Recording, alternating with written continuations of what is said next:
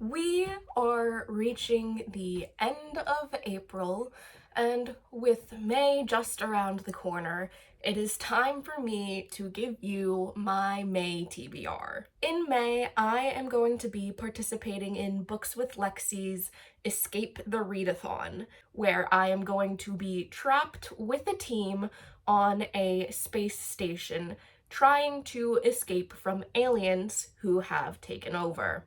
I am participating as a member of Team Botanists, but there are 3 other teams that you can compete against me on if you would like. I will link down Books with Lexi's announcement video in the description because there is still time to sign up if you would like to. Now, this month, I want to create more of a mood reading friendly TBR as opposed to the TBR that I made last month, which was very structured, which I made that way because of the 2 readathons that I was participating in April, which was the Battle of the Bands and the Magical Readathon, which kind of required me to have specific books picked out to read for them, whereas Escape the Readathon is much more mood reading friendly. The prompts for it are very generic, so you can fit a bunch of things into them. So with that being said, this video is going to be me more so presenting my options for what I'm going to read this month, rather than these are the books that I have to read this month. With that disclaimer out of the way, let's start getting into my books, which you can see a little bit at the corner of my frame. It's a big pile. The first book that I am hoping to read during May is Heavenly Tyrant by Xiran Zhao.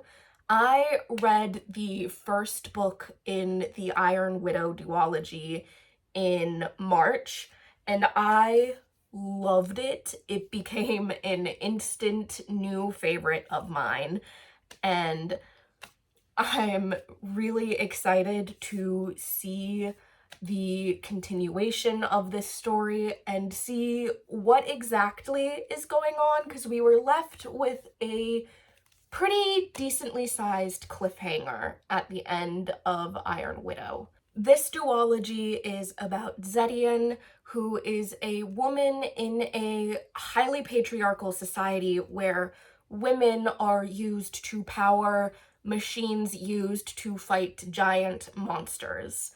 And Zetian's sister was killed by a pilot of one of these machines that women power, and she wants to get revenge, and so enlists into the military to get revenge. Except while she's there seeking revenge, she finds out that the system which uses women and treats them as expendable is not necessarily how things need to be. And so I am very curious with how this duology is going to finish out, and I'm really hoping that Zetian can complete her given goal and help make her society better. The next book that I'm going to be talking about is Mysteries of Thorn Manor by Margaret Rogerson. This is a very short novella continuing Elizabeth and Nathaniel's story after the book The Sorcery of Thorns.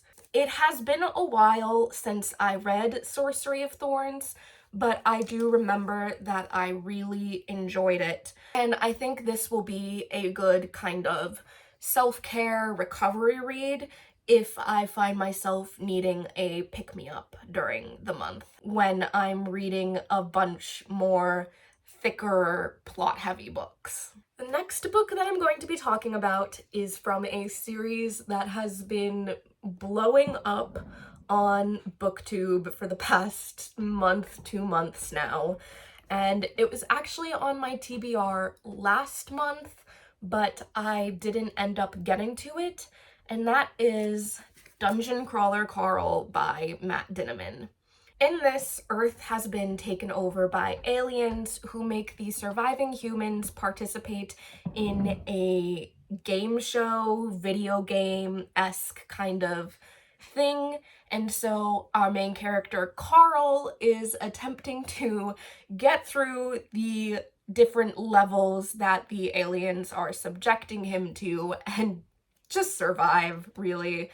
I have heard very good things about the humor of Dungeon Crawler Carl, and I'm looking forward to seeing firsthand what all the hype is about. The next book that I am planning to read in May is The Silence of the Girls by Pat Barker. This is a retelling of the Iliad, retold from the perspective of Briseis, a slave who was captured by Achilles during the Trojan War. And she is revealing the perspective of the women of this famous Greek myth. I read the Song of Achilles a couple of years ago, and I do love the Song of Achilles, don't get me wrong, but I think we are all aware that because the main character is Patroclus and he is in love with Achilles, we get a little bit of a sanitized, idolized version of the man who in the Iliad is described as a monster on the battlefield and in his rage and emotions. The Silence of the Girls is supposedly going to give us a more unfiltered, probably more realistic version of Achilles, according to the portrayal of him in the Iliad, as well as I'm expecting that there will be a lot of feminist themes and exploration of how these women are treated as war prizes. Another book that I am thinking about reading is The Night Ends with Fire by KX Song.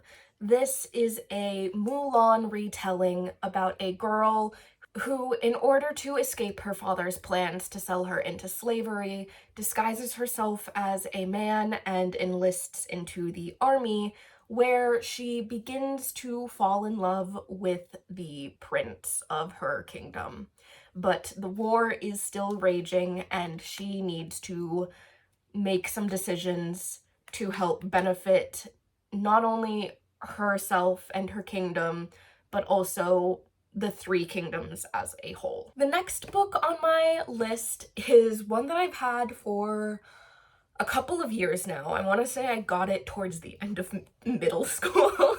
You know, I have a lot of books on my physical TBR that have been sitting on my shelf for years and I haven't touched them. I'm trying to rectify that this year. I'm trying to read a lot of the books that I own because Lord knows, they have been waiting to be read for forever.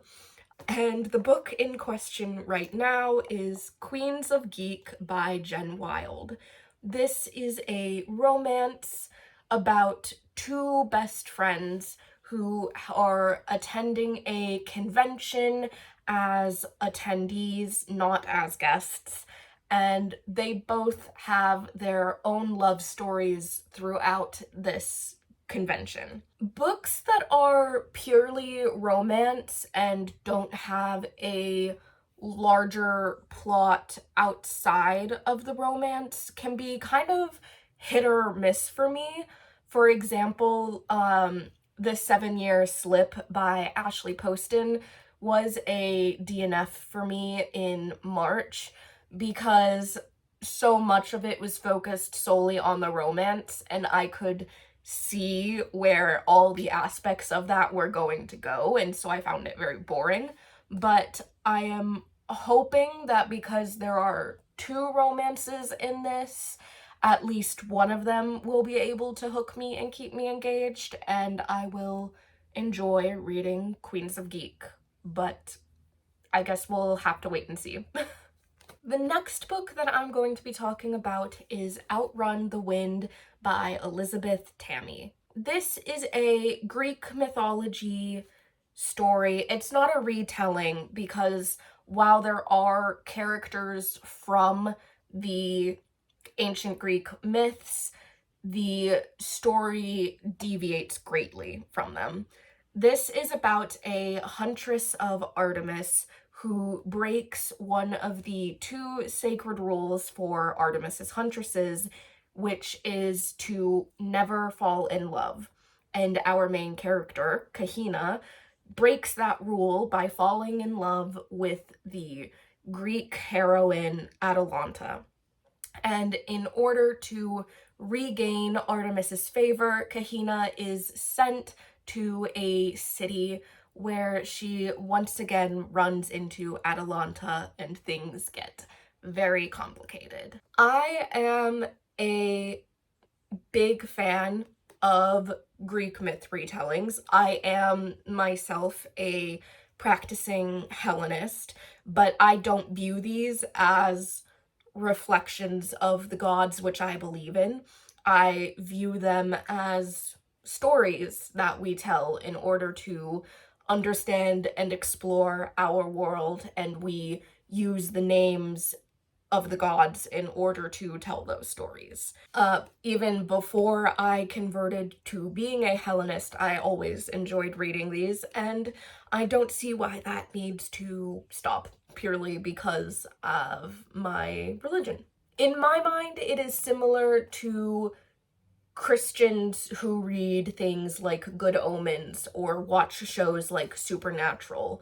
They are not meant to be interpreted through the lens of your religion, literally. They are not a statement about your religion. They are stories made for entertainment and shouldn't be looked at religiously. Slight tangent aside, because I know that's not why people come to watch TBRs or reading vlogs, I am excited to read this because there aren't a lot of sapphic Greek myth stories out there. We have stories like the Song of Achilles, or there's a book called Icarus by an author whose name I'm forgetting at the moment, about a romance between Apollo and Icarus. But there aren't many lesbian romances to be found in this subgenre, and I found one, so I'm hoping it's a good one to represent.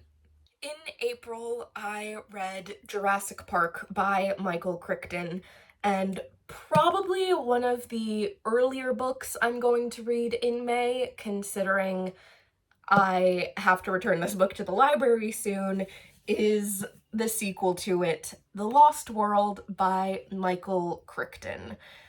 I don't know how accurate the Lost World movie is to the book that it's based off of, considering the changes that the Jurassic Park movie made to the Jurassic Park book and how those changes rippled into the plot of the Lost World movie. But I am curious to see how similar it is and how it's different. I don't know. The Jurassic Park book differed in a couple of surprising ways from the movie when I read that, so I don't know how it will affect the Lost World, but I'm excited to find out. The next book is a carryover from my April TBR, and that is The Lies of Locke Lamora by Scott Lynch. This is about a orphan thief who gets caught up in a coup against the underworld shadow leader, I think. From my understanding, it's like a Robin Hood-esque kind of story. My understanding might be flawed, but that is the understanding I'm currently operating under. So, if I'm wrong, I'm wrong. The next book is one that I got a couple of years ago when I was trying to read books with more representation, especially of some of the lesser talked about labels within the LGBTQ plus community, especially in fiction. And this is by the same author as Heartstopper, which I feel is a pretty famous LGBTQ romance at this point. And this book is Loveless by Alice Oseman, which is about an aromantic girl coming into herself and exploring and realizing her identity and meeting others who fit under the aromantic and asexual umbrellas and the various positions on that spectrum which people can fall under, because it's not black and white. There are shades of gray. And I'm very interested to see how nuanced of a take Alice Oseman is able to get across in this novel. And I'm hoping that I really enjoy it and find that the representation within it is very good, because it is marketed towards a young adult audience. And I think the earlier you can provide children and teenagers with age-appropriate understandings of sexuality and gender identities, the better they are equipped to know themselves and also know and understand people around them and just foster respect in general. So I am looking forward to reading Loveless by Alice Oseman. Coming up with a second Mulan retelling, I have Of Jade and Dragons by Amber Chen. This is about a girl who disguises herself as her brother in order to attend an architect engineer academy and get a hold of her father's old blueprints. And while there, she discovers some secrets surrounding the administration and how things are run, all while also getting entangled romantically with a prince. I feel like the description of this makes it sound a little bit like a mix of two other books on this TBR, which is Heavenly Tyrant and The Night Ends with Fire. But I don't think that it will be all that similar to either one of them, aside from the similarity to The Night Ends with Fire of them both being Mulan retellings. The next book is also a retelling, but not of Mulan. It is a retelling of Alice in Wonderland, and that is Off with Their Heads by Zoe Hana Mikuta. This is a story about witch hunters who are competing with each other. I'm not sure how to describe their relationship to each other. Let me read it to you. In a world where saints are monsters and Wonderland is the dark forest where they lurk, young witches and lovers Carousel Rabbit and Ichadora Alice Sickle were once both imprisoned in that forest for a crime they didn't commit, but their freedom came at a devastating cost. Now, 5 years later, Caro is a successful royal saint harvester, living the high life in the glittering capital and pretending not to know of the twisted monster experiments that her beloved Red Queen hides deep in the bowels of the palace. But for Ica, the memory of Caro's betrayal has hardened her from timid girl to ruthless hunter, a hunter who will stop at nothing to exact her vengeance, on Caro, on the Queen, on the throne itself. So maybe not competitors, they're more enemies, it seems like. But it's very intriguing. I'm wondering what these experiments are, if it has to do with the saints, maybe the queen is creating the saints somehow. I don't know. I don't know, and I am excited to find out. And I hope that Ika can get her revenge, but also low-key enemies to lovers, sapphic romance. I'd be on board. I'd be on board. And the last of the books on this TBR that I physically have to be able to show you in this video is The Rest of Us Just Live Here by Patrick Ness. This is about the background characters that you don't really think about in TV shows and novels, and they're just living their lives as the main characters run around doing crazy things in order to complete the plot and save the day. I am very curious as to how a story like this will be written and will play out, because obviously we're going to be in the point of view of characters who are seeing the plot but don't know the details of it, or are maybe even fully in the dark about what's going on.